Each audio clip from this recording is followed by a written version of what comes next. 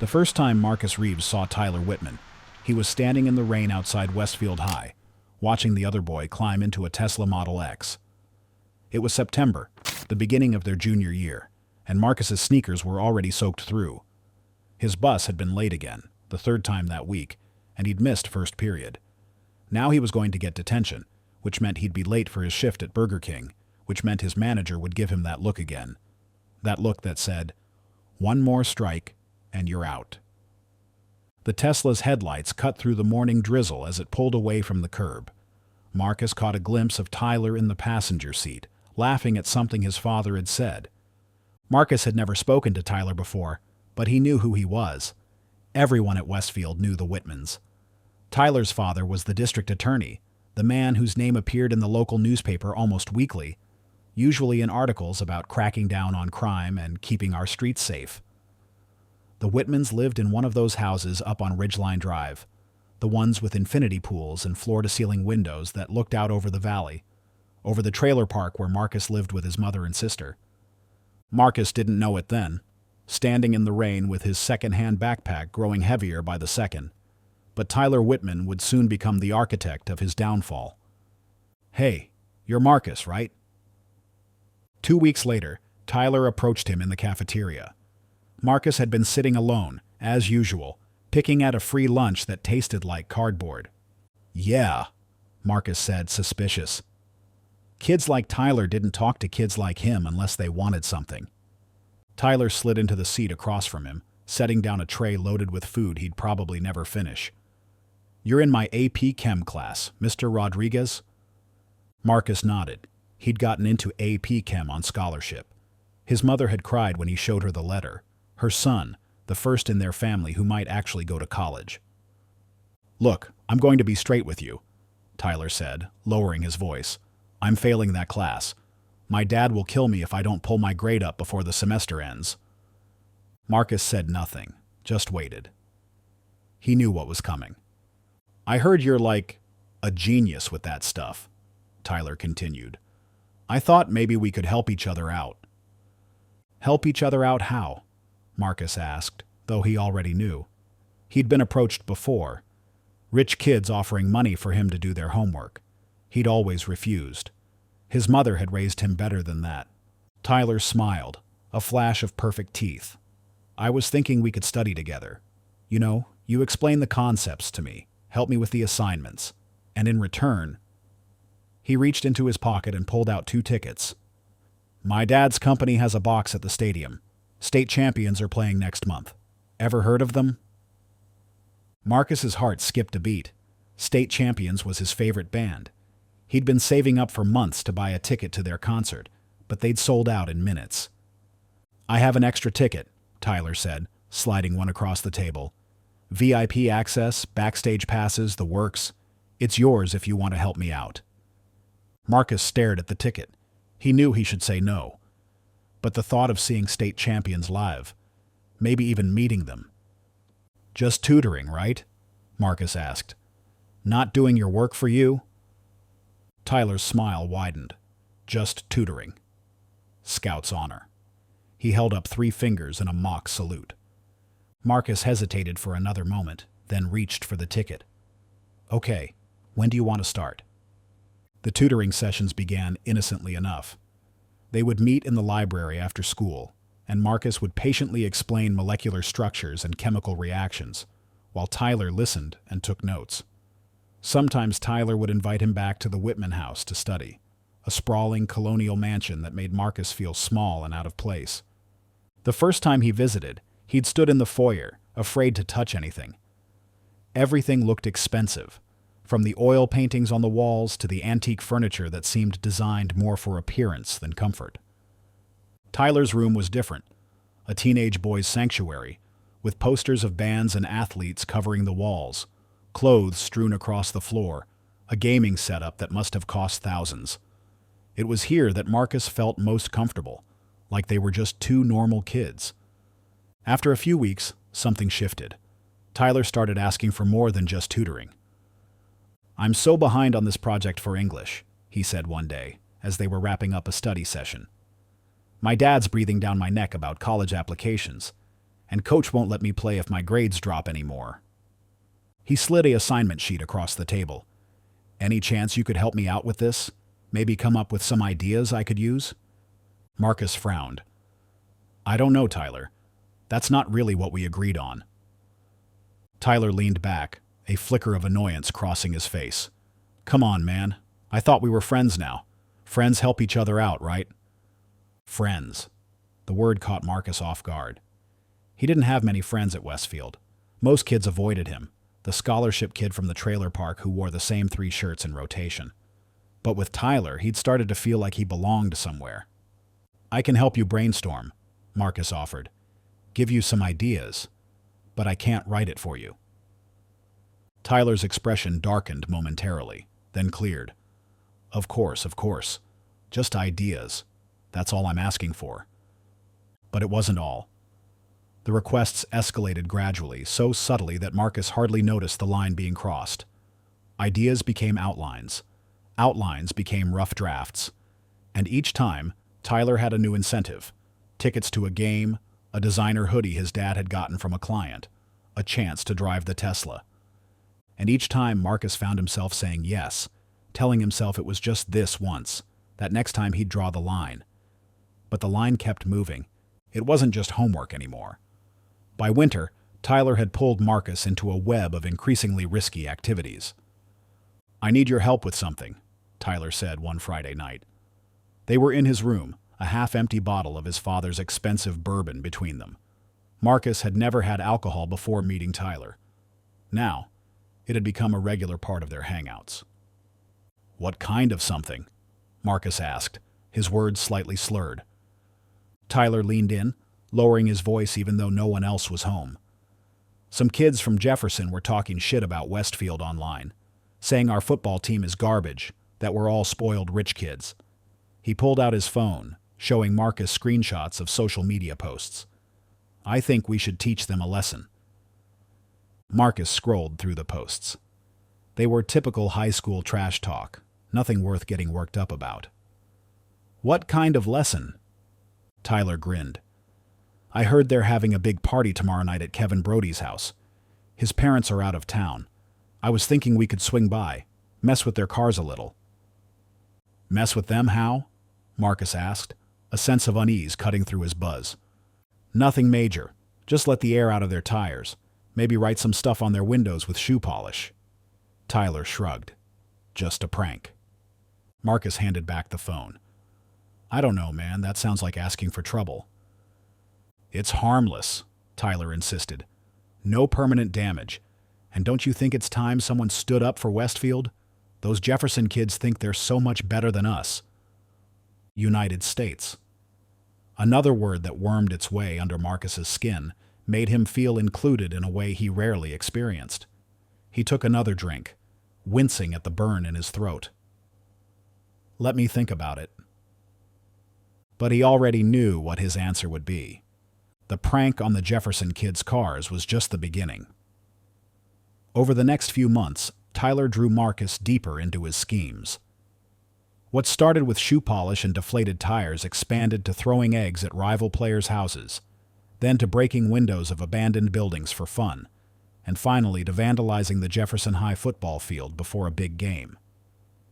Each new venture was accompanied by Tyler's smooth justifications. It's just a prank. They deserve it. We're defending Westfield's honor. And with each new scheme, Marcus's role grew more essential. He was the lookout, the one who made sure they didn't get caught. Tyler was the instigator, the one who came up with the ideas and pushed them to go further each time. The rush was addictive, the adrenaline, the secrecy, the feeling of power. For the first time in his life, Marcus felt alive, important. He wasn't just the poor kid from the trailer park anymore. He was Tyler Whitman's friend, part of something exciting. But the guilt gnawed at him constantly. His mother noticed the change in him, the late nights, the secretive phone calls, the smell of alcohol sometimes lingering on his clothes. "What's going on with you, Marcus?" she asked one night, her eyes tired from her double shift at the hospital where she worked as a nurse's aide. "This isn't like you." "Nothing's going on," he told her. "I'm just hanging out with friends." She didn't look convinced, but she was too exhausted to press further. Just be careful who you're spending time with. You've worked too hard to throw away your opportunities. The words echoed in his mind later that night as he lay in bed, staring at the water stain on the ceiling. Opportunities. That's what his mother had always emphasized. Studying hard, keeping his nose clean, focusing on the future, a way out of the trailer park, a chance at something better. But as winter turned to spring, Marcus began to realize that Tyler's idea of fun was becoming more destructive, more dangerous. And he wasn't sure how to find his way back to the person he'd been before. It all came crashing down on a Friday night in April. Tyler had been particularly wound up all week. His father was pressuring him about college applications. His coach was benching him for missing practices. His girlfriend had broken up with him. He needed to blow off steam, he said. He needed to do something big. "I've got a plan," he told Marcus as they drove around town in Tyler's Tesla, music blasting. "You know that glass display outside the art center? The one with all those sculptures?" Marcus knew it. The town had recently installed a large glass showcase on the lawn of the community art center, featuring work from local artists. It had been a big deal in their small town, a symbol of community pride and cultural growth. "What about it?" Marcus asked, though a sick feeling was already building in his stomach. "I think it would make a satisfying sound if it shattered," Tyler said, his eyes glinting in the dashboard lights. "Don't you?" Marcus stared at him. "You want to break it? Are you crazy? There are cameras all over downtown." "Not at the back of the art center," Tyler countered. "I checked, and it's Friday night. No one will be around." He reached behind Marcus's seat and pulled out a baseball bat. "One good swing is all it would take." "No way," Marcus said firmly. "That's not a prank, Tyler. That's vandalism, destruction of property. People worked hard on those sculptures." Tyler's expression hardened. "I thought you were cool. I thought you understood about blowing off steam." "There are limits," Marcus argued. "This is too far." "Fine," Tyler snapped. "I'll do it myself. Just wait in the car." He pulled into the parking lot behind the art center and killed the engine. 2 minutes. I'll be right back." Marcus watched Tyler slip out of the car, bat in hand, disappearing around the corner of the building. He sat there for a moment, heart racing, trying to decide what to do. He should leave. He should call someone. He should stop Tyler. But before he could move, he heard it. The explosive sound of shattering glass, followed by a car alarm blaring to life. Car alarm? The showcase didn't have an alarm. Marcus jumped out of the Tesla and ran toward the sound. When he rounded the corner, he saw not the community showcase, but the art center's director's car with its windshield smashed in, alarm screaming into the night. Tyler was nowhere to be seen. Then came the flashing lights. A police cruiser pulled into the lot, its spotlight sweeping across the scene and finding Marcus frozen there, the only person in sight. "Police! Don't move!" Marcus raised his hands instinctively, his mind racing. Where was Tyler? Had he planned this? Had the entire night been a setup? As the officers approached, weapons drawn, Marcus realized with sickening clarity that he'd been played. Tyler hadn't been looking to blow off steam. He'd been looking for a fall guy. The juvenile detention center was a stark, colorless place that smelled of industrial cleaner and teenage sweat. Marcus spent his first night there in shock, replaying the events in his mind, trying to pinpoint the moment when everything had gone so wrong. His public defender visited him the next morning, a harried woman with too many cases and too little time. She laid it out for him with brutal efficiency. He was being charged with vandalism, destruction of property, and trespassing. The damage to the car was estimated at over $2,000, which pushed the charges from a misdemeanor to a felony in their state. "I didn't do it," Marcus insisted. "I was just there. My friend Tyler Whitman, he's the one who smashed the windshield." The lawyer looked uncomfortable. "Tyler Whitman? As in District Attorney Whitman's son?" Marcus nodded miserably. According to the police report, Tyler Whitman was at a school function that night, the basketball team dinner. There are dozens of witnesses, including coaches and teachers. The betrayal was so complete, so perfectly executed, that Marcus could almost admire the craftsmanship of it. Tyler had built him up, used him, and then discarded him when he was no longer useful, or when he had become a convenient scapegoat. "That's impossible," Marcus said. "He was with me. We drove there together in his Tesla." The lawyer sighed. "There's no Tesla in the police report. You were found alone, on foot. Check the security cameras from earlier. They'll show us together." The ones at the community center were disabled earlier that evening, wires cut. She looked at Marcus with something like pity. "And without other evidence, it's your word against his, and his father is—" She didn't need to finish the sentence.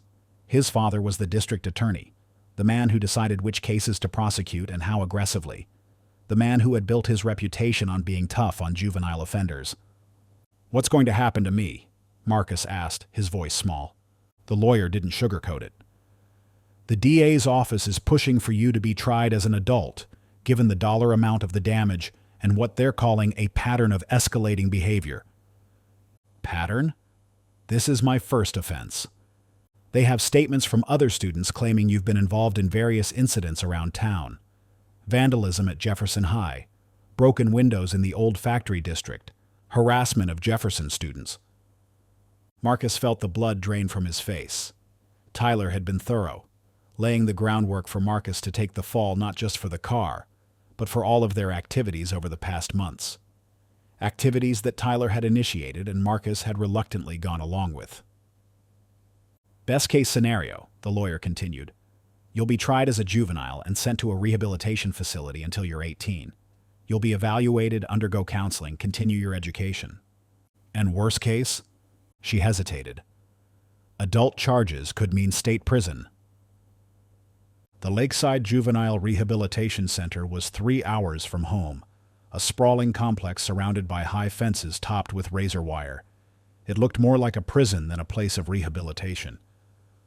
Marcus's mother cried when they said goodbye. His sister clung to him, not understanding why her brother was being taken away. But there was no choice. The judge had been clear: Lakeside or adult prison. At least at Lakeside he could finish high school.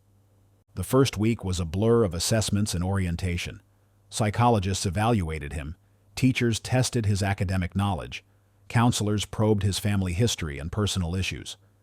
Each night, he collapsed onto his narrow bed in the room he shared with another boy, a 17-year-old named Devin, who was serving time for stealing cars.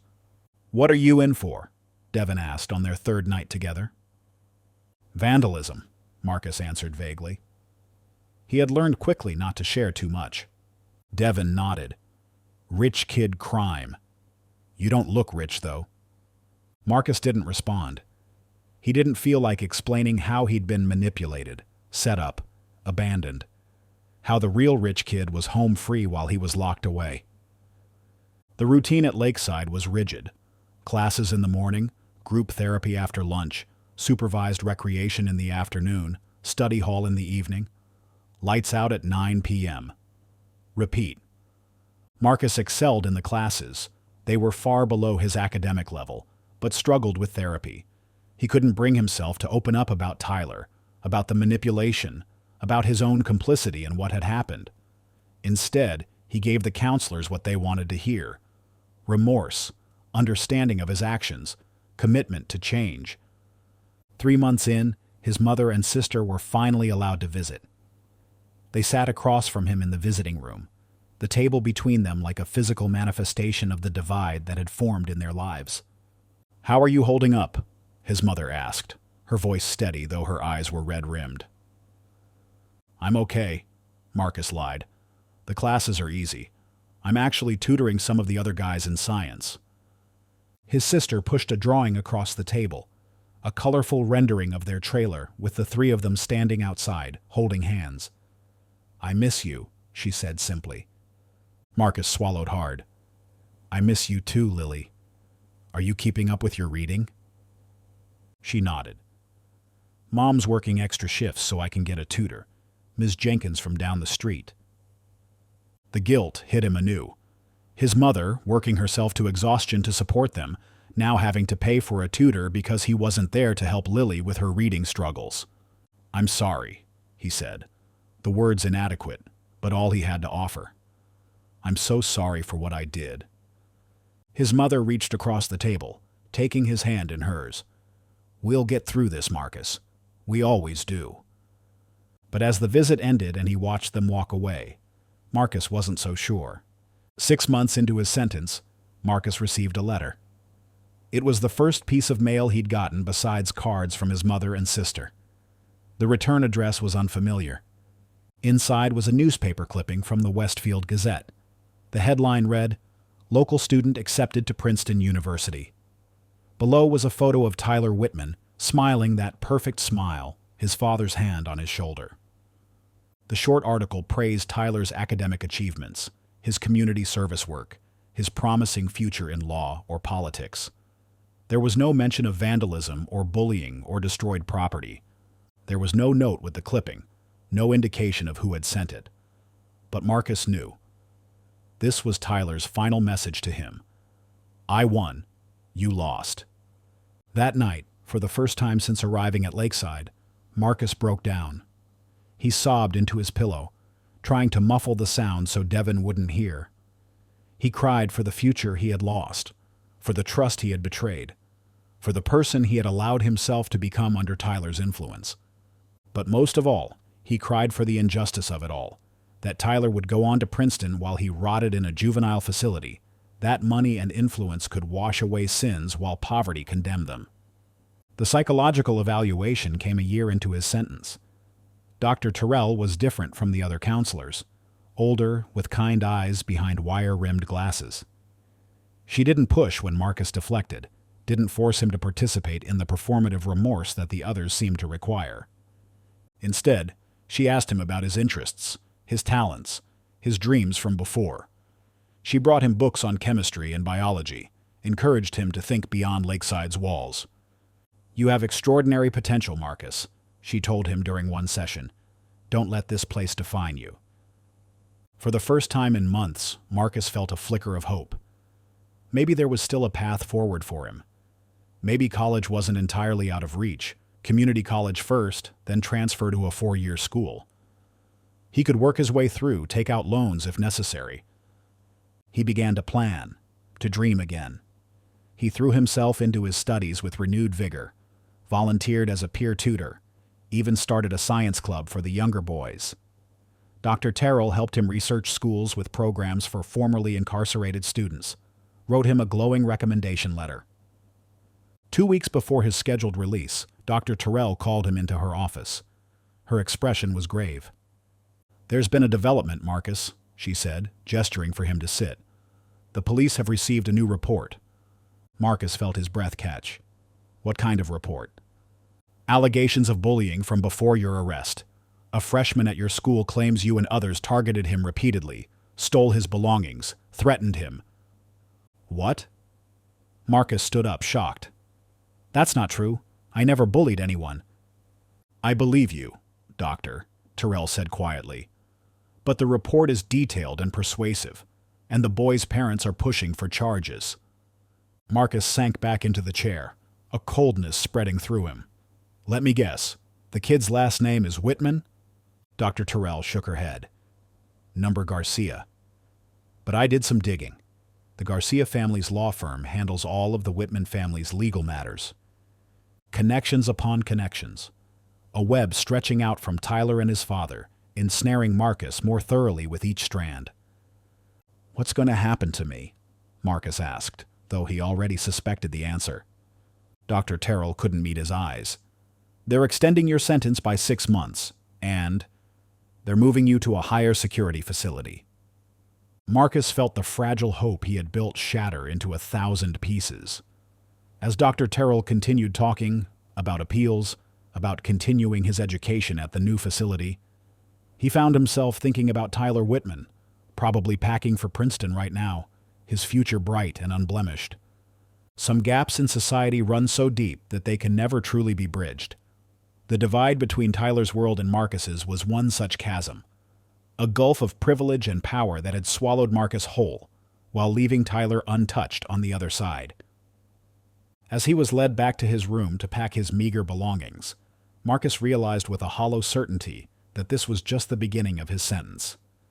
Tyler and his father had ensured that the system would keep him trapped, cycling through facilities and charges, until he emerged a broken adult with a permanent record and diminished prospects. The injustice of it burned like acid in his veins. But in this story, there would be no last-minute reprieve, no evidence to exonerate him, no powerful advocate to fight for his cause. There was only the cold reality of a system designed to protect the Tylers of the world at the expense of the Marcuses. And in that moment, standing in the doorway of the room that had been both his prison and his sanctuary, Marcus understood that some stories don't have happy endings. Some wrongs are never made right. Some injustices endure, unchanging and immovable, like shattered glass that can never be whole again.